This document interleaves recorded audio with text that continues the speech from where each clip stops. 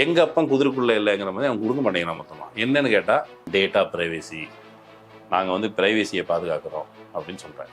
இந்த டேட்டா ப்ரைவேசியை நீ பாதுகாக்கிற லட்சணம் பண்ண அப்படின்னு தான் ரிப்போர்ட்டர்ஸ் கலெக்டிவ் பேசி போசிடெக்ஸ் அப்படிங்கிற ஒரு நிறுவனத்துக்கு கொடுக்குறாங்க. அது ஹைதராபாத்தை மையமாக கொண்ட நிறுவனம். தேர்தல் ஆணையம் என்ன சொல்லி, நாங்கள் டேட்டாவை யாருக்குமே கொடுத்ததே இல்லைன்னு சத்தியம் பண்ணுறாரு. கொடுத்தது இல்லையா, என்ன கொடுத்துருக்கீங்க அப்படின்னு சொல்லுது. அந்த கம்பெனியோட இன்வாய்ஸ் இருக்குல்ல, அது அந்த இன்வாய்ஸு அமேசானோட செய்து கொண்ட ஒப்பந்தத்தை பேசுகிறது. அமேசானோட செய்து கொண்ட ஒப்பந்தம், இவங்க அந்த இன்டகிரேஷனில் தான் அந்த டேட்டாவை எடுத்துக்கிறாங்க. போசிடெக்ஸ்லேருந்து அமேசானுக்கு போயிடுச்சு. அமேசான் டேட்டா இல்லாமல் எப்படி பண்ணுவான், அந்த டேட்டா அங்கே வரைக்கும் போயிடுச்சு. அங்கே போனதுக்கு பிறகு அது எங்கே போயிருக்கோம், இன்னும் பரவாயில்ல, இன்னும் பப்ளிக் ஆகிடுச்சு. இந்த டேட்டா எங்கே போயிருக்கோம் அப்படின்னு என்னுடைய அனுமானம்னா, ராகுல் சொன்ன கால் சென்டருக்கு போயிருக்கோம். டெல்லியில் உட்காந்து ஆலந்தில் இருக்கிற ஒரு தொகுதி, ஒரு பூத்தில் இருக்கிற ஒரு நபரை இவர் வேலிட் இல்லையான்னு ஒருத்தர் தீர்மானிக்கிறான்னா எதன் அடிப்படையில் தீர்மானிக்கிறான், அவர் காங்கிரஸ் ஆதரவாளரா இல்லையா என்கிற அடிப்படையில் தீர்மானிக்கலாம். இந்த அளவுக்கு மைனூட்டான டீட்டெயில் அவன்கிட்ட எப்படி போகுது. இந்த டேட்டாவை ஓப்பனாக நீ ப்ரீச் பண்ண விட்டுட்டு நீ நாடகம் நடிக்கிற வேலையை ஞானேஷ்குமார் பண்ணுறாரு. 520K, அதாவது 5,20,000 எலெக்ஷன் ஓட்டர் டேட்டா லீக். அதே போல் இன்னொரு ட்வீட், அது 2025 March 13 voter data breach exposed 790K personal data. அங்கே வந்து $300 இது விற்பனையாகுது. டேட்டாஸ், நம்மளோட டேட்டா விற்பனைக்கு இருக்குது. நீங்கள் எலெக்ஷனை பாதுகாப்பாக நடத்துகிறேன்னு சொல்கிறீங்க, லீக்கே ஆகாதுன்னு சொல்கிறீங்க. டேட்டா லீக் ஆகிறத தேர்தல் கமிஷன் எப்படி தடுக்குதுன்னா, வடிவேலு சார் ஒரு படத்தில் வந்து அண்டை கொடுத்து தடுப்பார் தன்மா மண்டையை வச்சு. இப்போ வந்து ஆக்சுவலி லீக் பண்ணுற ஒரு சேனல் அது யாருன்னு ராகுல் காந்தி கேட்டிருக்காரு. பிரச்சனை ஏதோ ஒரு சென்ட்ரலைஸ் சிஸ்டம் இருக்குது, ஒரு ஓட்சோரி ஃபேக்ட்ரி இருக்குது, அந்த ஃபேக்ட்ரி யாருன்னு கண்டுபிடிக்கணும் அப்படின்னு சொல்றாரு. இவ்வளோ முக்கியமான அலிகேஷன். எங்கள் வாக்கு விற்பனைக்கு அல்ல, ரைட்டு, உங்கள் வாக்கு திருட்டுக்கு. நீ வந்து காசு கொடுத்து ஓட்டு போடாதுன்னு சொல்ற. நீ காசு கொடுத்து நீ ஓட்டு போடு, இல்லை போடாமல் போ, உன் ஓட்டை நாங்கள் திருடுவோங்கிற லெவலுக்கு வந்துருச்சு. வணக்கம், இது அரண்சை, நான் சதீஷ். ஓட்சோரியிலிருந்து அப்டேட் ஆகி ஓட்சோரி ஃபேக்ட்ரி அப்படின்னு ஒரு முக்கியமான ஒரு குற்றச்சாட்டை ராகுல் காந்தி வச்சு இதெல்லாம் மிஸ்லீடு அப்படின்னு எலெக்ஷன் கமிஷன் பதிலடி கொடுத்துட்டு இருக்கிற இந்த நேரத்தில், கடந்த சில வாரங்களுக்கு முன்பாக ஞானேஷ்குமார் அவர்கள் தன்னோட இன்டர்வியூவில் வந்து, தன்னோட ப்ரெஸ் கான்ஃபரன்ஸில் வந்து, யாருக்குமே நாங்கள் வந்து வெளியில் வந்து தகவல்களை தரமாட்டோம், எலெக்ஷன் கமிஷன் இந்த ஓட்டர் லிஸ்ட்டு குறித்து எதுவுமே தரமாட்டோம் அப்படின்ற சொல்லிக்கொண்டிருந்த அதே சூழ்நிலையில் இந்த ரிப்போர்ட்டர்ஸ் கலெக்டிவ் வந்து ஒரு தகவலை கொடுத்துருக்காங்க. வெளியில் இந்த டேட்டா இருக்குது, அது என்ன நீ செய்தி, அது அப்புறம் பிளாக் வெப்னு ஒன்று இருக்குது, அது குறித்து, எஸ்ஐஆர் குறித்து, இப்படி நிறைய விஷயங்களை இன்னைக்கு நம்ம பேச போகிறோம். அதற்காக தான் தோழர் மகிழன் ரொம்ப ப்ரிப்பேர் ஆகி வந்திருக்காரு. வணக்கம் தோழர். வணக்கம். இந்த ரிப்போர்ட்டர்ஸ் கலெக்டிவ் வந்து ஒரு நியூஸ் கொடுத்துருக்காங்க. என்ன அப்படின்னா, தெலுங்கானா கவர்மெண்ட் கூட இசிஐ வந்து தன்னோட தகவல்களை வந்து ஷேர் பண்ணிக்கிட்டு, அது வந்து வெளியில் இருக்க அவுட் சோர்ஸில் இருக்க அப்ளிகேஷன் மூலமாகலாம் அது வந்து ஒர்க் ஆகிருக்குது அப்படின்னு ஒரு பகீர் தகவல் கொடுத்துருக்காரு. ஞானேஷ்குமார் வந்து தன்னுடைய ஃபோட்டோ வீடியோ கூட நாங்கள்லாம் தரமாட்டோம், நம்முடைய பாய் பேகனோட அம்மாவோட ஃபோட்டோலாம் தர முடியாது அப்படின்னு இருக்கிற சூழ்நிலையில் இந்த டேட்டா இப்போ வந்து வெளியில் வந்திருக்குது, வெளியிலலாம் இருக்குது அப்படின்னு இந்த ரிப்போர்ட்டர்ஸ் கலெக்டிவ் சொல்லுது. என்ன விவரங்கள் அது சொல்லுங்கள். ஆக்சுவலி ராகுல் காந்தி ஒரு இக்கர்னா வச்சு தான் அந்த சமீபத்தில் கொடுத்த அந்த ஓட்சோரி ஃபேக்ட்ரி அப்படின்னு சொல்லும் பொழுது, இதுக்கு ஒரு ஆர்கனைஸ்டான வேலை நடக்குது, மேபி ஏ கால் சென்டர் இருக்குது. ஏன்னா கர்நாடகாவில் ஆலந்த் தொகுதியில் இருக்கிற 6000 சொச்சம் வாக்காளர்கள் நீக்குவதற்கான முயற்சி, கர்நாடகாவுக்கு வெளியே இருக்கிற எண்களை கொண்டு அந்த நம்பருக்கு ஓடிபி வர வச்சு ஃபேக்காக லாகின் பண்ணி, சம்பந்தம் இல்லாமல் கோதாபாய், அந்த யஷ்வந்த், இப்படின்னு வேறு வேறு ஆட்கள் பேரில் லாகின் செய்யப்பட்டு, ஒன்றும் இல்லை, அது வந்து அவர் சொன்னது பெரிய விஷயம் இல்லை. ஃபார்ம் 7 அப்படின்னு ஒன்று இருக்குது. ஃபார்ம் 7னா என்னென்னா, இப்போ வந்து சதீஷ் வந்து இந்த மாநிலத்தை விட்டு வெளியே போயிட்டார், இந்த தொகுதியை விட்டு வெளியே போயிட்டார், அல்லது யாருக்கோ ஒருத்தருக்கு மரணம் நேர்ந்து விட்டது அப்படின்னு சொன்னால், நான் வந்து இவருக்கு, அல்லது எனக்கு ஒரு டவுட் வருது, இவருக்கு கொடுக்கப்பட்டிருக்க வாக்குரிமை தப்பு அப்படின்னா, நான் வந்து ஒரு அஃபிடவிட்டோட, அதாவது நான் சொல்கிறதெல்லாம் உண்மை தவிர வேறொன்றும் இல்லை, எனக்கு தெரிஞ்ச தகவலை தான் சொல்கிறேன் அப்படின்னு சொல்லி நான் ஒரு தேர்தல் கமிஷனுக்கு உதவி பண்ணுறேன். சார் இவருங்க வந்து போயிட்டா சார், இவர் நீக்கேன்னு. அப்போ சொன்னோன்னா அது யாருக்கு போனால் இஆர்ஓவுக்கு போகும். இஆர்ஓ என்ன பண்ணுவார், அது எலக்ட்ரோரல் ரிவ்யூ ஆஃபீஸர், அங்கேருந்து இது பிஎல்ஓவுக்கு போவோம், பூத் லெவல் ஆஃபீஸருக்கு போவோம். பூத் லெவல் ஆஃபீஸர் என்னன்னா கிரவுண்டில் போய் செக் பண்ணோம், அப்படியாப்பா இவர் ஷிஃப்ட் ஆகிட்டாரா, இவர் இங்கே இல்லையா, அல்லது இவர் தவறி போயிட்டாரா, அல்லது இவர் ஏலியனா, நம்ம நாட்டுக்காரர் இல்லையா அப்படின்னு செக் பண்ணோம். செக் பண்ணிவிட்டு அது ஒரு மெட்டீரியல் அனுப்புறதுக்கு பிறகு ஒரு ப்ராசஸ். இந்த ப்ராசஸ் இது ஆன்லைனில் எப்படி பண்ண முடியும் அப்படின்னு சொல்லி நேற்று தேர்தல் கமிஷன் கேட்டிருக்கிறாரு. அதாவது எப்படியான தேர்தல் கமிஷன் நம்ம கொண்டிருக்கோம்னா, ஆன்லைனில் எப்படி பண்ண முடியும் நீ அதிகாரிகள்கிட்ட கேட்டால் 2019 நான் பார்த்த போஸ்ட் அதுக்கப்புறம் வந்திருக்கலாம். 2019 டிசம்பரில் ஒரு போஸ்ட் வந்துருக்குது. அந்த போஸ்ட் என்னென்னா, ஆன்லைனில் அப்ளை பண்ணுமா அந்த லிங்கை கிளிக் பண்ணுங்கள், இதுதான் ப்ராசஸ். ஆஃப்லைனில் நேரம் ஆஃபீஸுக்கு வந்து பண்ணுமா இதுதான் ப்ராசஸ் அப்படின்னு எலெக்ஷன் கமிஷன் தான் ஃபேஸ்புக்கில் போஸ்ட் போட்டுருக்காங்க. அது ட்விட்டர்லேயும் இருக்கும். அதே போல் அதுக்கு அப்புறம் எடுத்து நடந்திருக்கும். அப்படி தான் ஆன்லைனில் எவனோ ஒருத்தன் இது பண்ணியிருக்கான். இப்போ இதில் ஒரு அடிஷ்னல் விஷயத்தை அதை பின்னாடி சொல்லும்போது கனெக்ட் பண்ணி சொல்கிறான். இப்படி 6000 பேரை எப்படி டிலீட் பண்ணீங்க? டிலீட் பண்ணுறதுக்கு ஒரு ஆர்கனைஸ்டான வேலை நடந்துருக்கு. டிலீட் பண்ண முயற்சி டிலீட் பண்ணுறதுக்கான முயற்சி நடந்து எதேச்சா சரியா நான் ஒரு ஆர்டர் சொன்னேன்ல, இஆர்ஓ பிஎல்ஓ திரும்ப இஆர்ஓ நடுவில் இருக்க பிஎல்ஓ வந்து எங்கள் மாமா பேரை சம்மந்தமில்ல டிலீட் பண்ணதுக்கு முயற்சி பண்ணியிருக்கிறாங்க, அதனால் டிலீட் செய்யப்பட்டிருக்குங்கிற மாதிரி அவங்களுக்கு டவுட் வந்துருக்குது. இது முறைகேடாக இருக்குதுன்னு போய் செக் பண்ணால் அவங்க சொன்ன புகாரின் அடிப்படையில் தேர்தல் கமிஷனுக்கு போய் அதுக்கப்புறம் கர்நாடகா சிஐடிக்கு போய் கர்நாடகா சிஐடி 18 முறை தேர்தல் கமிஷனுக்கு லெட்டர் எழுதி தேர்தல் கமிஷன் 11 முறை லெட்டர் எழுதுனதுக்கு பிறகு ஒரு அரைகுறையான எது முக்கியத்துவம் இல்லையோ, எது முக்கியத்துவம் இல்லைன்னா ஒன்றும் இல்லை, எங்கேருந்து எனக்கு எஸ்எம்எஸ் வந்துருக்குது, ஓடிபி எவனும் ஜென்ரேட் பண்ணியிருக்கான்ல அவன் யார், அதை கண்டுபிடிக்கிறது லொக்கேஷனை கொடு, எந்த கம்ப்யூட்டரில் இருந்து பண்ணியிருக்கேன் ஐபி அட்ரஸ் கொடு, போர்ட் வேல்யூ இந்த இதெல்லாம் கொடு, இது எல்லாத்தையும் கொடு அப்படின்னு சொல்லி இவங்க கேட்குறாங்க. எங்கள் அப்பன் குதிரைக்குள்ளே இல்லைங்கிற மாதிரி அவங்க கொடுக்க மாட்டேங்கிறான் மொத்தமாக. என்னன்னு கேட்டால் டேட்டா ப்ரைவேசி, நாங்கள் வந்து ப்ரைவேசியை பாதுகாக்கிறோம் அப்படின்னு சொல்கிறேன். இப்போ டேட்டா ப்ரைவேசி நீ பாதுகாக்கிற லட்சணம் பண்ண அப்படின்னு தான் ரிப்போர்ட்டர்ஸ் கலெக்டிவ் பேசி ராகுல் காந்தி சொன்ன விஷயத்திற்கு திரும்ப தேர்தல் கமிஷன் பதில் சொல்லியிருக்கு. இதெல்லாம் கிடையாது, ஒரு பொய். என்னடா ஏன் பொய் அப்படின்னு நீ விளக்கணும். உண்மையிலே தேர்தல் கமிஷன் தன்னாட்சி பெற்ற ஆணையம், அதுக்கு ஒரு மதிப்பு இருக்குது. இந்தியாவில் ஜனநாயகத்தை பாதுகாப்பதற்கு நீங்கள் தேர்தலெலாம் நடத்தி காமிக்கிற ஒரு மிகப்பெரிய ஆணையம். நாங்கள் எந்த கட்சிக்கும் பாரபட்சம் பார்ப்பதில்லை, எல்லோரையும் ஒரே மாதிரி பார்க்கணும்னு சொன்னால் ஒன்றை கர்நாடகா சிஐடி வந்து உன்ட்ட கேட்குது, நீ நடத்துகிற தேர்தலில் முறைகேடு நடக்குதுப்பா அப்படின்னு சொல்லி விசாரிக்குதுன்னு. நீ இப்போ வந்து ஒரு வீட்டில் திருட்டு நடந்துருச்சு, அப்போ விசாரிக்க போலீஸ் வர்றாரு. எங்கள் வீட்டில் திருட்டு நடந்துச்சு, இங்கே தான் நடந்துச்சு, உள் ரூமில் பெட்ரூமில் நடந்துச்சு, ஆனால் அவனை பெட்ரூமில் விட மாட்டேன், திருட்டு நடந்துச்சு நீ கண்டுபிடிச்சி கொடு. என்ன திருட்டு போச்சு அதை நான் சொல்ல முடியாது, ஏன் ப்ரைவசி பாதிக்கப்பட்டுருன்னு சொன்னால் அதே மாதிரி தான் தேர்தல் கமிஷன் உருட்டுது. இதே தகவல் கொடுக்கலையா, இப்போ நீ எங்கெல்லாம் தகவல் கொடுத்துருக்கேன்னு நான் சொல்கிறேன் அப்படிங்கிறதுக்கு ஒரு சாம்பிளுக்கு தெலங்கானா அரசுக்கு தகவல் கொடுத்துருக்காங்க. தெலங்கானா அரசு என்ன பண்ணுது, வெல்ஃபேர் ஸ்கீமுக்கு குறிப்பாக பென்ஷன் கொடுக்குறவங்களுக்கு அவங்க வந்து பென்ஷன் கொடுக்குறவங்களுக்கு என்ன செக் பண்ணணும், அவங்க வயோதிகர்கள், அவங்க எங்கே இருக்கிறாங்க, அல்லது அவங்க வயசு சரிதானா, இதெல்லாம் செக் பண்ணணும். இதை வயசு சரிதானன்னு என்ன செக் பண்ணால் இவன் ஏஐ ஆப்பு கிரியேட் பண்ணுறதுக்கு கொடுத்தாங்க. ஏஐ ஆப் கிரியேட் பண்ணுறதுக்கு இவனுக்கு டேட்டா வேணும். யாரெல்லாம் நம்முடைய மாநிலத்தில் பென்ஷன் வாங்குவதற்கு பொருத்தமான நபர்கள். பென்ஷன் வாங்குவதற்கு பொருத்தமான நபர்களுக்கு இதர விதிகள் போலவே அவங்களுடைய வயது எடுக்கிறதுக்கு இந்த ஓட்டர் ஐடி எடுத்துட்டாங்க.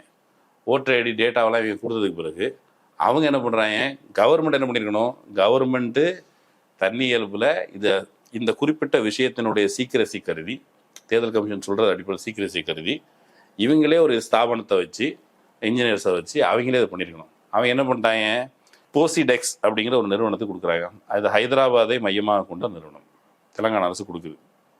அவங்க என்ன சொல்கிறாங்க, நாங்கள் வந்து data analytics customer data solution company, AI அடிப்படையில் நாங்கள் எல்லாம் ஆய்வு பண்ணுவோம். எப்படி ஆய்வு பண்ணுவீங்க அப்படின்னு கேட்டால் அவங்க வந்து ஒரு தேர்தல் கமிஷன் இவங்க தெலங்கானா கவர்மெண்ட்டோ அல்ல இவங்களோ வேற விஷயம் சொல்கிறாங்க. இவங்க என்ன பண்ணுறாங்க, டேட்டாலாம் எடுத்துகிட்டு வயசை செக் பண்ணுறது, பேரை செக் பண்ணுறது. இப்போ பேரில் வந்து ஸ்ரீனிவாஸ் அப்படின்னு இருக்குது. ஸ்ரீனிவாஸ் என்ன ஸ்பெல்லிங் இருக்கும், SIRNIVAS இது ஒரு ஸ்பெல்லிங், SIREENIVAS அப்படி ஒரு ஸ்பெல்லிங். இப்படி என்ன வேணாலும் நம்ம ஆளுங்க நம்ம ஃபொனட்டிக்ஸ்க்கு தெரிஞ்ச வகையில் அவங்க போட்டுக்கிறாங்கல்ல. இதெல்லாம் ஏஐயில் கிரியேட் பண்ணி செக் பண்ணி மல்டிபிள் தடவை செக் பண்ணி பேரை செக் பண்ணி அதை சொல்லணும். பேரை செக் பண்ணியாச்சு, அட்ரஸை செக் பண்ணியாச்சு, அப்புறம் வந்து தெலுங்கில் இருக்குது அப்படின்னு சொன்னால் அதை டிரான்ஸ்லேட் பண்ணி இங்கிலீஷில் புரிஞ்சிக்கிறது, இந்த வேலையெல்லாம் பண்ணி ஏஜையும் செக் பண்ணிவிட்டு இபிஐசி ஓட்டர் ஐடியில் இருக்குல்ல அதுலேயும் செக் பண்ணிவிட்டு தெலங்கானா ஆப்பில் உதவி கேட்கும், எப்போ அவங்களுக்கு பென்ஷன் வேணுமா, லைவாக ஃபோட்டோகிராஃப் எடு, நீங்கள் இருக்கிற இடத்துல ஃபோட்டோகிராஃப் எடுப்பீங்க. ஓட்டர் ஐடியில் எந்த லட்சணத்தில் ஃபோட்டோ இருக்குன்னு உங்களுக்கு தெரியும், அந்த ஃபோட்டோவோட லைவ் ஃபோட்டோகிராஃப் வச்சு இது செக் பண்ணும். அதாவது எலெக்ஷன் கமிஷன் கொடுத்த ஓட்டர் லிஸ்ட்ல இருக்கிற ஃபோட்டோவையும் இந்த ஃபோட்டோவையும் செக் பண்ணும். செக் பண்ணி பார்த்துட்டு எலெக்ஷன் கமிஷன் கொடுத்த டேட்டாவோட லட்சணம் எப்படி இருக்குது, அல்லது அவங்க ஃபோட்டோ எடுக்கிற முறை எப்படி கொடுத்தாச்சு. இந்த டேட்டாவை வச்சு இவங்க செக் பண்ணி பார்த்தா கிட்டத்தட்ட 3,15,262 பேருக்கு பென்ஷன் போச்சு. பென்ஷன் கிடைக்கல. அதில் ஒரு அம்மா சொல்லுது, நான் வந்து என் புருஷன் செத்து போனதுக்கு பிறகு பென்ஷனுக்கு அலைஞ்சிட்டு இருக்கேன். கடைசியில் நான் சாப்பாட்டுக்கே கையேந்த வேண்டிய நிலைமை, பிச்சை எடுத்து சாப்பிட வேண்டிய நிலைமை, என்னால் இந்த நேரத்துக்கு என்னுடைய வயசில் நான் வேலைக்கு போக முடியுமா அப்படின்னு சொல்லி அந்த அம்மா வந்து வருத்தப்படுறாங்க. அந்த நிலைமைக்கு இந்த டேட்டா தள்ளிடுச்சு. இப்போ இதில் சாரமாக முக்கியமான விஷயம் என்னென்னா, எலெக்ஷன் கமிஷன் டேட்டாவை தனியார்கிட்ட அரசாங்கத்தில் கொடுத்துருக்கு, அரசாங்கமும் தனியாருக்கு போயிடுச்சு. உன் டேட்டாவை பாதுகாக்க வேண்டியது யார் பொறுப்பு? அம்மா பாவம், மம்மி பாவம், டேடி பாவம்னு சொல்கிற ஞானேஷ்குமார் தலைமையிலான தேர்தல் ஆணையம் அல்லது இதுக்கு முன்னால் இருந்த தலைமை தேர்தல் ஆணையம் வச்சு அவங்க போய் செக் பண்ணணும். தேர்தல் ஆணையம் சொல்லி நாங்கள் டேட்டாவை யாருக்குமே கொடுத்ததே இல்லைன்னு சத்தியம் பண்ணுறாரு. கொடுத்தது இல்லையா, என்ன கொடுத்துருக்கீங்க அப்படின்னு சொல்லுது. கொடுத்த டேட்டாவில் ப்ரைவசி மீறப்பட்டிருக்கா அப்படின்னு கேட்டால் அதை வந்து ரிப்போர்ட்டர்ஸ் கலெக்டிவ் சம்மந்தப்பட்ட நிறுவனத்தை சார்ந்தவங்கள்ட்ட பேசுது.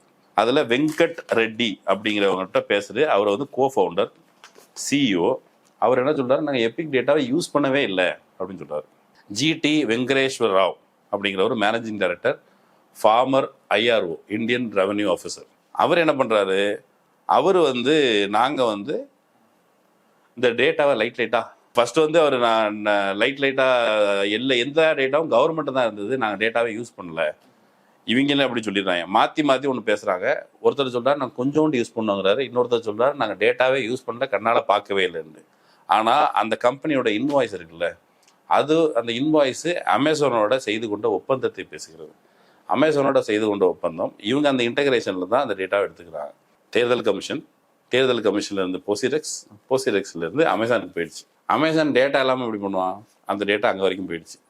அங்கே போனதுக்கு பிறகு அது எங்கே போயிருக்கும், இன்னும் பரவலாக இன்னும் பப்ளிக் ஆகிடுச்சு. அப்போ இந்தியாவில் ஒரு ஜனநாயகத்தில் குடிமகனுக்கு கிடைக்கக்கூடிய அந்த டேட்டாவை எடுத்துகிட்டு போய் நீங்கள் என்ன பண்ணுறீங்க, இந்த டேட்டா எங்கே போயிருக்கோம் அப்படின்னு என்னுடைய அனுமானம்னா, ராகுல் சொன்ன கால் சென்டருக்கு போயிருக்க வாய்ப்பு இருக்குல்ல. ராகுல் வந்து ஒரு பானை சோற்றுக்கு ஒரு சோறு பதம் என்பதை போல ஒரு இடத்துல இந்த டேட்டா எங்கேருந்து இவன்ட்ட வந்துச்சு. ஏன்னா ஒரு ஊரில் இவருடைய ஐடியா நான் டிலீட் பண்ணணும்னு சொன்னால் எனக்கு அவரை தெரிஞ்சிருக்கணும். நேற்றே ஒரு மேடையில் அந்த ப்ரெஸ் மீட்டில் காமிச்சார். யஷ்வந்த்ங்கிற நபர், அப்புறம் வந்து பபிதா சௌத்ரிங்கிற நபர். பபிதா சௌத்ரி இவங்க ரெண்டும் தெரில. இவர் வந்து பபிதா சௌத்ரியோடைய ஓட்டர் ஐடியை டிலீட் பண்ண பார்த்தாரு அப்படின்னு சொல்லி காமிச்சார். 2 பேருக்கு பரஸ்பரமே தெரியல, உள்ளூரில் இருக்கிறவங்க தெரியல. இப்போது அவனுக்கு என்ன பண்ணுறாங்க, ஃபார் எக்ஸாம்பிள் மகாராஷ்டிராவில் உட்காந்துக்கிட்டு, ஃபார் எக்ஸாம்பிள் டெல்லியில் உட்காந்துட்டு ஆலந்தில் இருக்கிற ஒரு தொகுதி, ஒரு பூத்தில் இருக்கிற ஒரு நபரை இவர் வேலிட் இல்லையான்னு ஒருத்தர் தீர்மானிக்கிறான்னா எதன் அடிப்படையில் தீர்மானிக்கிறான்? அவர் காங்கிரஸ் ஆதரவாளரா இல்லையா என்கிற அடிப்படையில் தீர்மானிக்கலாம். காங்கிரஸ் ஆதரவாளரா இல்லையான்னு எதன் அடிப்படையில் தீர்மானிப்பாங்க, இவன் யாருக்கு ஓட்டு போட்டாங்கிறது. இந்த அளவுக்கு மைனூட்டான டீட்டெயில் அவன்கிட்ட எப்படி போச்சு? இது ஒரு எக்ஸ்ட்ராவான மாசான பிரைவசி பிரீச்.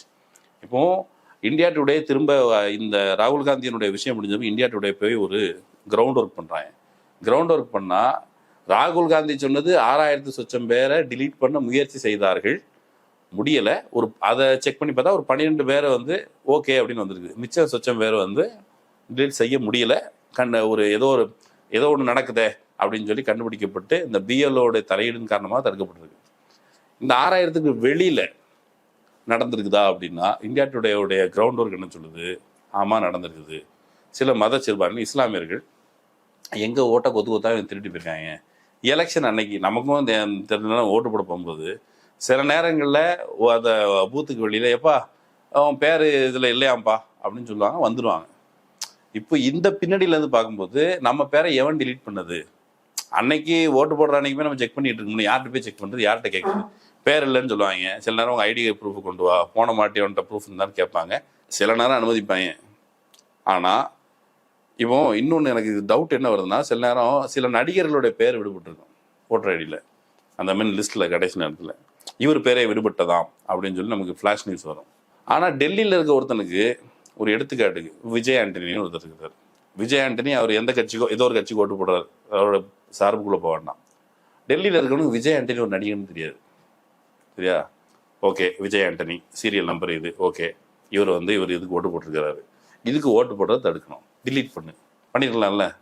அப்போது மேலே பிரபலமானவர் பிரபலம் இல்லைங்கிறது அவனுக்கு தெரியாது. அப்போ தெரியாதவன் தான் மடமுட்டித்தனமாக அந்த வேலையை பண்ணியிருக்கணும். அப்போ இந்த டேட்டாவை ஓப்பனாக நீ ப்ரீச் பண்ண விட்டுட்டு நீ நாடகம் நடிக்கிற வேலையை ஞானேஷ்குமார் பண்ணுறாரு. ஞானேஷ்குமாரை ராகுல் காந்தி சொல்லும்போது தேர்தல் கமிஷன் தூங்கி கொண்டிருக்கிறது, அவர்களுக்கு தெரியாமல் வெளியே நடக்கிறதோ என்று கூட நான் கருதினேன். ஆனால் இந்த குறிப்பிட்ட விவகாரத்தில் சிஐடி கேட்டதுக்கு பிறகு தரமாட்டேன்னு சொல்லும்போது இதில் ஹேண்ட் இன் ஹேண்டாக இருக்கிறாங்க. பின்னால் மோடி அமித்ஷா படத்தினுடைய நிழலை மட்டும் வச்சுக்கிட்டு அவர் இதை சொன்னார், உங்களுக்கு தெரியும் யாருன்ட்டு. இப்போ இந்த இந்த இந்த இந்த சர்க்கிள் வந்து வெளியில் அது போய்கிட்டே இருக்குது. இப்போ அந்த டேட்டா இருக்குல்ல, டேட்டாவை வெளியில் போய் அப்படி செக் பண்ணி பார்த்தா இங்கே மட்டும் ப்ரீச் நடக்குதான்னு கேட்டால், இந்த ப்ரீச்சிங் வந்து டேட்டா இப்போ வந்து எலெக்ஷனுங்கிறது இப்போ ஒரு டேட்டாக்களின் காலம். ஒரு டேட்டா வெளியே கிடச்சுன்னா டேட்டாவை மேனிப்புலேட் பண்ணலாம், அது பண்ணலாம், இது பண்ணலாம். இப்போ எலெக்ஷன் எப்படி நடக்குது? பிரசாந்த் கிஷோர் வருகிறார். பிரசாந்த் கிஷோர் டேட்டா இருக்குது. அவர் எங்கேருந்துலாம் டேட்டா எடுக்கிறாரு?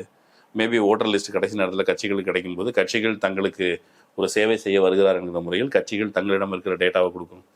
அப்புறம் இந்த ஐபேக்கினுடைய பிரதிநிதிகளுக்கு ரவுண்டுக்கு போகிறாங்க, அவங்க எங்கேருந்து டேட்டா எடுப்பாங்க. இந்த டேட்டாவெல்லாம் கலெக்ட் பண்ணி பார்த்தா அவங்ககிட்ட ஒரு பெரிய பண்டார் மாதிரியான அவ்வளோ டீட்டெயில் இருக்குது. அந்த டீட்டெயிலை வச்சு அவன்கிட்ட சொத்தே அதுதான். அந்த குறிப்பிட்ட நிறுவனத்தினுடைய சொத்து, இந்த பிரைவேட் என்டிட்டிஸ், இந்த வியூக வகுப்பாளர்கள்னு பேரில் வரான்ல, அவங்ககிட்ட சொத்து அதுதான். இந்த எலெக்ஷனுக்கு உனக்கு ஃபேவராக இல்லை பார்ப்பான். இந்த எலெக்ஷனில் எந்த சாதி உனக்கு ஓட்டு போடுதுன்னு செக் பண்ணுவான். இந்த எலெக்ஷனில் எந்த மதத்தவர்கள் உங்களுக்கு ஓட்டு போடுறதுன்னு செக் பண்ணுவான். அப்புறம் அந்த பட்டார வாரியா இந்த டேட்டா வச்சிட்டு இருக்கும் பொழுது நெக்ஸ்ட் எலெக்ஷனில் டார்கெட்டடாக வேலை பார்க்க முடியும். அதனால தான் ராகுல் காந்தி சொல்லினார்ல, அதாவது 10 பூத்தில் 8 பூத்தில் காங்கிரஸ் ஓட்டு வாங்கக்கூடிய பூத்தில் தான் இந்த அட்டாக்லாம் நடந்திருக்குது. அப்போ டார்கெட்டடாக என்னென்ன வேலை பார்க்க முடியும்?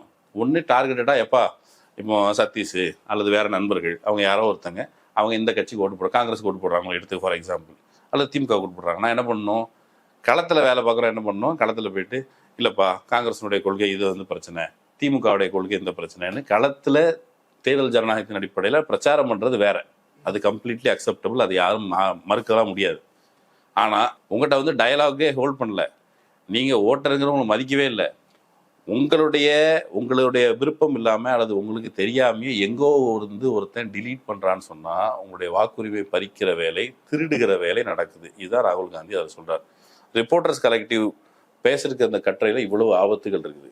இப்போ இதை ஒட்டி வெளியில் தேடி பார்த்தா என்ன விவரம் வருதுன்னா, டேட்டா பிரீச்சிங் வெளியே நடக்குதா?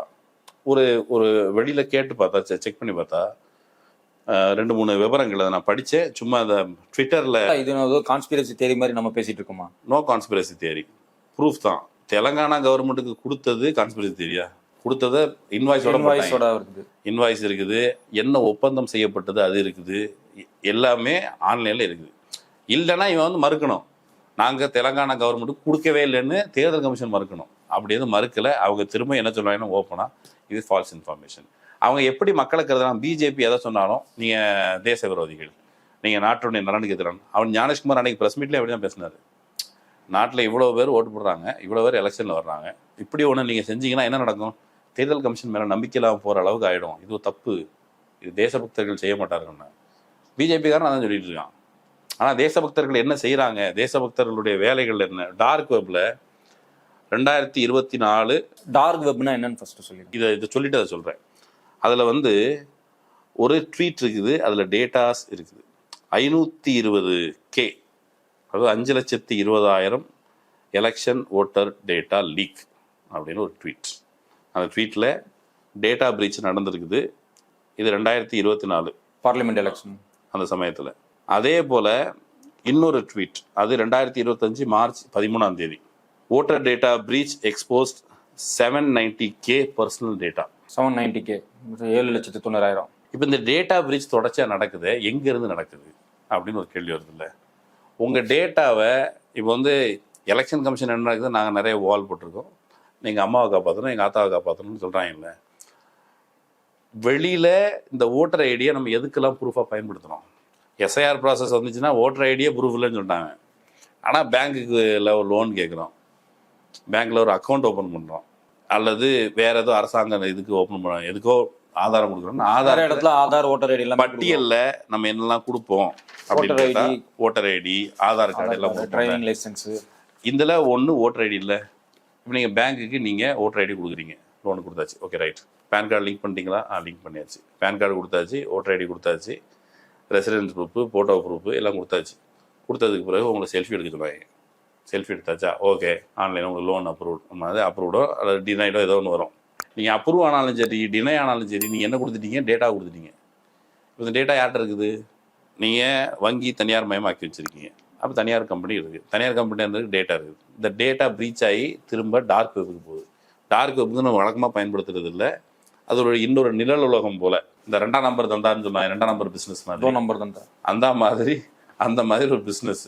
அதில் நான் கேள்விப்பட்ட வரைக்கும் இந்தியாவினுடைய ஒருத்தர் சும்மா அப்படி பேசும்போது ஒருத்தர் சொல்கிறாரு, சார் எந்த ஒரு டேட்டாவும் ஈஸியாக கிடைக்கும் சார், அதுக்குன்னு விற்பனையாளர்கள் இருக்கிறாங்க அந்த சைட்டில், அவங்க வந்து ஹேக் பண்ணி வச்சுருக்காங்க. மோடி நின்று அந்த வாரணாசி தொகுதியில், அந்த தொகுதியில் எங்கே எந்த பூத்தில் எவ்வளோ ஓட்டு விழுந்துச்சு வரைக்கும் டேட்டாவை எடுத்துட முடியும் சார். இப்போ என்ன கேட்பாங்க, சார் இவிஎம்ஐ டேம்பர் பண்ண முடியாது சார். சரிங்க சார், இவிஎம்ஐ டேம்பர் பண்ண முடியாது. இவிஎம் விபேட் மிஷின் இருக்குல்ல, ஓட்டு போட்டோன்னு கொடுக்குதுல்ல அந்த மிஷினு, அதுக்கு பிறகு உங்கள் ஓட்டர் லிஸ்ட்டை ரிசல்ட்டை டிக்ளேர் பண்ணுறதுக்கு ஒரு மிஷினுக்கு டேட்டா அனுப்பிக்கிறீங்களே அந்த மிஷினு, அதை ஹேக் பண்ணலாம்ல. அந்த மிஷின் வந்து இப்போ நீங்கள் ஒரு மிஷினை காமிக்கிறீங்க, மிஷினில் நான் ரிசல்ட்டை வந்து இங்கேருந்து உங்கள்கிட்ட ரிசல்ட் அதை ஃபீடிங் பண்ணுறேன்னா அது டேட்டா தானே, அதை ஹேக் பண்ண முடிய வாய்ப்பு இருக்கிறது என்று சொல்லப்படுகிறது. நான் சொல்லப்படுதுன்னு தான் சொல்கிறேன். அந்த மிஷினு விபேடு இது எல்லாத்தையும் ஹேக் பண்ண முடியும்னு சொன்னேன். விபேட் டேட்டா கொடுனா அதையும் கொடுக்க மாட்டேங்கிறேன். எலெக்ஷன் முடிஞ்சு விபேட் நான் குத்திட்டேன், இந்த ஓட்டு எங்கே போச்சுன்னு சொல்லு, அதுக்கு தான் விபேட் இது கேட்குறான், பறிச்சு சிட்டி கேட்குறாங்க, அதையும் கொடுக்க மாட்டேங்கிறான். அதை கொடுக்க மாட்டேன். அப்புறம் வந்து ரிசல்ட் வந்து அந்த டேட்டாவை கொடுக்க மாட்டேன், வீடியோ கொடுக்க மாட்டேன். ஆனால் நாங்கள் வந்து நீங்கள் சேஃபாக தான் எலெக்ஷன் நடத்துவீங்க நம்பணும். அந்த டார்க் வெப்பில் ஒரு இடத்துல வந்து இந்த மும்ப்ரா கல்வா அந்த பகுதியில் உள்ள டேட்டா நம்பர் சொல்லியிருக்காங்க, 4,68,354. கர்மாலா டவுன் அந்த இடத்துல வந்து 3,24,047 ரெக்கார்டு. என்னென்ன ரெக்கார்ட்லாம் போகுது? அம்மா பேர், அப்பா பேர், புருஷன் பேர், ஃபுல் உங்களுடைய name, age, gender, electoral photo, EPIC, இதெல்லாம் சேர்த்து செஷன்னு இப்போ அந்த வாட்ஸ்அப்லாம் சொல்கிறோம்ல, அது மாதிரி ஒரு ஆப்பு. அது ஒரு சிக்னல் மாதிரியான ஒரு ஆப்பு, ஒரு ப்ராசஸ், அந்த மெசஞ்சர் சர்வீஸ் மாதிரி. அங்கே வந்து $300 இது விற்பனையாகுது. டேட்டா விற்பனைக்கு இருக்குது. நீங்கள் எலெக்ஷனை பாதுகாப்பாக நடத்துகிறேன்னு சொல்கிறீங்க, லீக்கே ஆகாதுன்னு சொல்கிறீங்க, ராகுலுக்கு வந்து பொய் சொல்கிறான்னு சொல்கிறீங்க. இப்போது இந்த டேட்டா லீக் ஆகாமல் தடுக்க வேண்டிய பொறுப்பு யாரோடது? எலெக்ஷன் கமிஷனோடது. டேட்டா நான் கொடுக்கலன்னு சொல்கிறேன், கொடுத்து லீக் ஆகிருக்குது, கொடுக்காமே லீக் ஆகுது. டேட்டா லீக் ஆகிறத தேர்தல் கமிஷன் எப்படி தடுக்குதுன்னா, வடிவேலு சார் ஒரு படத்தில் வந்து அண்டை கொடுத்து தடுப்பார் தருமா மண்டையை வச்சு, அதே மாதிரியான தடுக்கிற வேலையை இப்போ வந்து ஆக்சுவலி லீக் பண்ணுற ஒரு சேனல், அது யாருன்னு ராகுல் காந்தி கேட்டிருக்கிறார். உங்களுக்கு அவங்கள தெரியும்னு சொல்கிறாரு, மக்களுக்கும் தெரியுங்கிறார். ஏன்னா அவர் பேரை சொன்னால் அவரை நீ எப்படி சொல்லுன்னு கேட்பாங்க. நீ ஏன் வெளியே வந்து சொல்லு, டேட்டா கூட இல்லை நாங்கள் கண்டுபிடிப்போம்னு சொல்கிறாங்க. அது நடக்கலை. இன்னொன்று, இந்த டேட்டா பிரீச் நடக்க என்ன நடக்கும்? இப்போ தமிழ்நாட்டிலே வந்து இது பெரியார் மண், அதெல்லாம் நம்ம சொல்கிறோம். டேட்டா மேனுப்புலேஷனை ஒரு ஹைடெக் லெவலில் செய்கிறதுக்கு நேற்று நான் ஒருத்தட்ட பேசிகிட்டு இருந்தபோது அவர் சொன்னது, தமிழ்நாடு ஸ்ட்ராங்காக இருக்குது.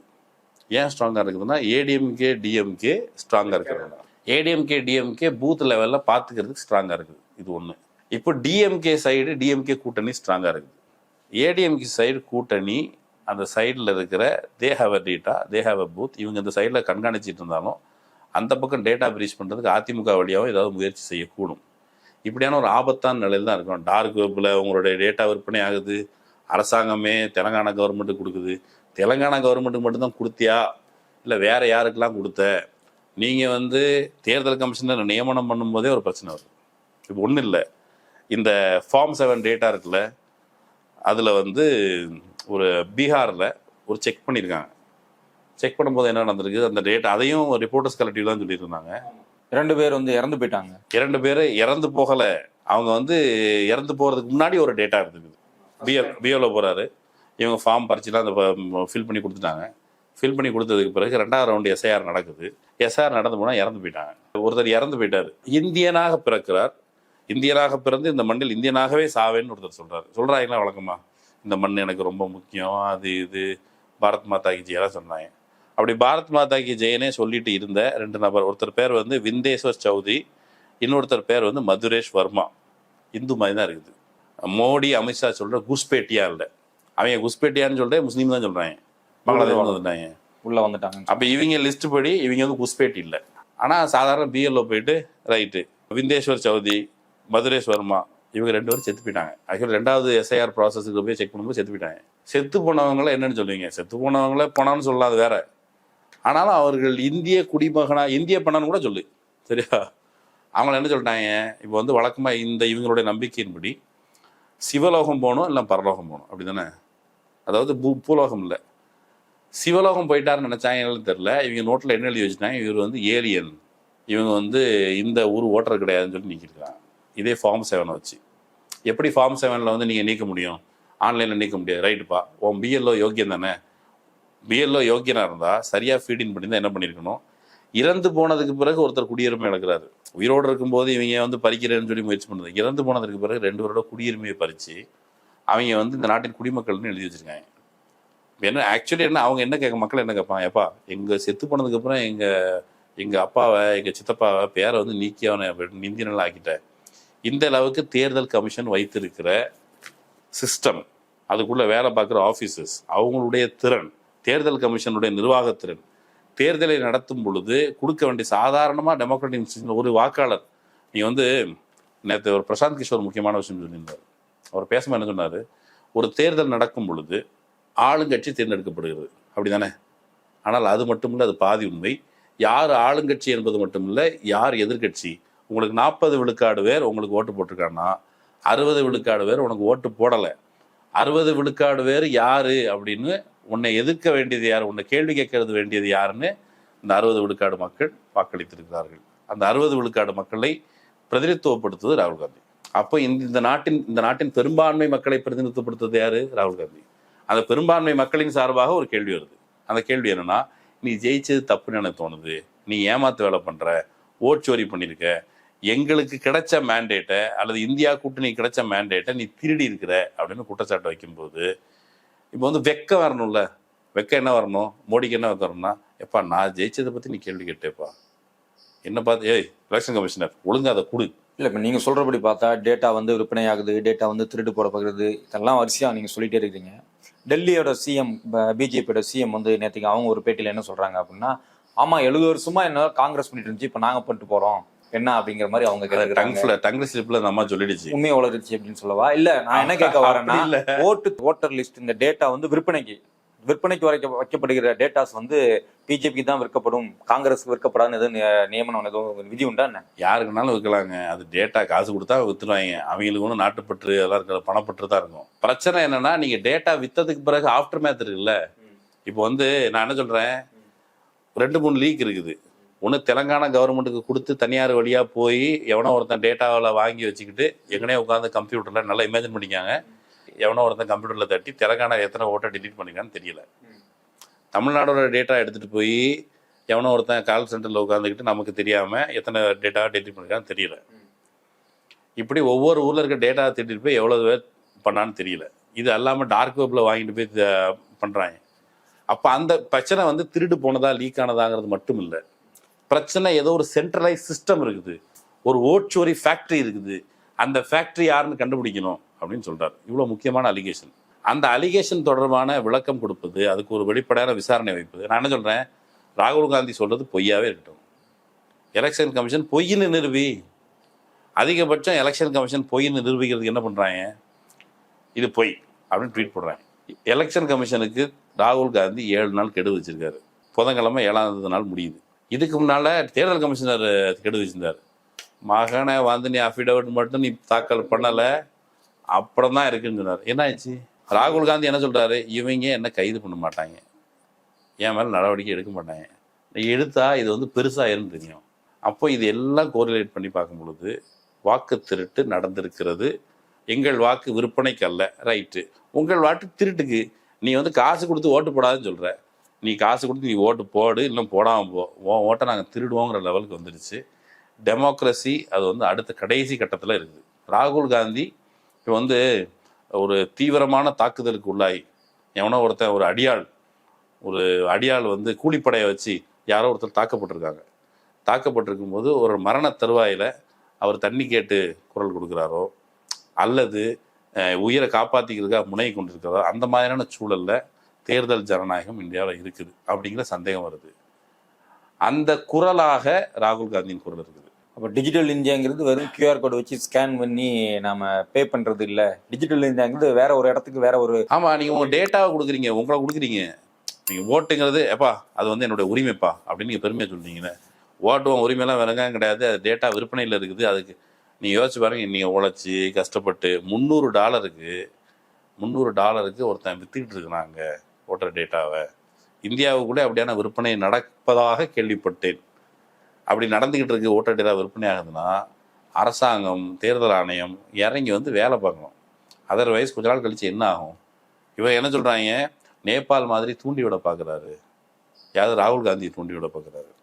மக்கள் இன்னைக்கு பகுமானமாக ரிலாக்ஸாக எலெக்ஷன் அறிவிச்சா வந்து காலையிலே சிவி சிங்காரிச்சு அல்லது பவுடர்களெல்லாம் போட்டுட்டு மக்கள் எல்லாரும் வந்து ஓட்டு போட்டு அவன் பாட்டில் வீட்டுக்கு போயிடுறான். அவன் இது வரைக்கும் என்ன நினச்சிட்டு இருக்கான், மக்கள் ஓகே நான் ஓட்டு போடுறதுனால தான் மோடியை பார்க்கும்போது என்ன தோணும், ஏய் நான் ஓட்டு போட்டு தாமல நீ பிஎம் அப்படின்னு தோணுதில்ல. இப்போ என்ன கட்டத்துக்கூட நீ ஓட்டு மயிரே போட வேண்டாம், ஓட்டே போடலைனாலும் நான் பிஎம் தான் அப்படிங்கிற இடத்துக்கு வந்ததுக்கு பிறகு மக்கள் தாங்கள் நிராகரிக்கப்பட்டதாக உணர்வார்கள். நிராகரிக்கப்பட்டதாக உணர்கிற மக்கள் வாக்கு முறை அல்ல, எங்கள் ஏரியாவில் பைப்பில் தண்ணி வரல, எங்கள் ரோடு சரியில்லை அப்படின்னு சொன்னால் கொஞ்சம் பொறுத்து இருந்து எலெக்ஷனுக்கு ஓட்டு போட்டு சரி பண்ணலாம், இவனை நீக்கிட்டு அப்படிங்கிற ஆப்ஷன் இல்லைன்னு சொன்னால் என்ன பண்ணுவாங்க மக்கள்? எலெக்ஷனுக்கு மாறான வழிகளை யோசிப்பார்கள். அப்படி யோசிக்க தூண்டுறது தேர்தல் கமிஷனும் மோடி கும்பலும் தான். அதை வந்து நம்ம அழுத்தம் தான் சொல்லணும். அப்படியான ஒரு நிலை வராது இருக்க எல்லாரும் சேர்ந்து குரல் கொடுக்கணும். இன்று நம்மோடு கலந்து கொண்டு பல முக்கியமான தகவல்களை மக்கள் முன்னாடி வச்சிருக்கோம். மக்கள் பார்த்துட்டு சொல்லட்டும். மறக்காம கமெண்ட்ல மக்கள் கருத்து சொல்லுங்க. நன்றி. நன்றி.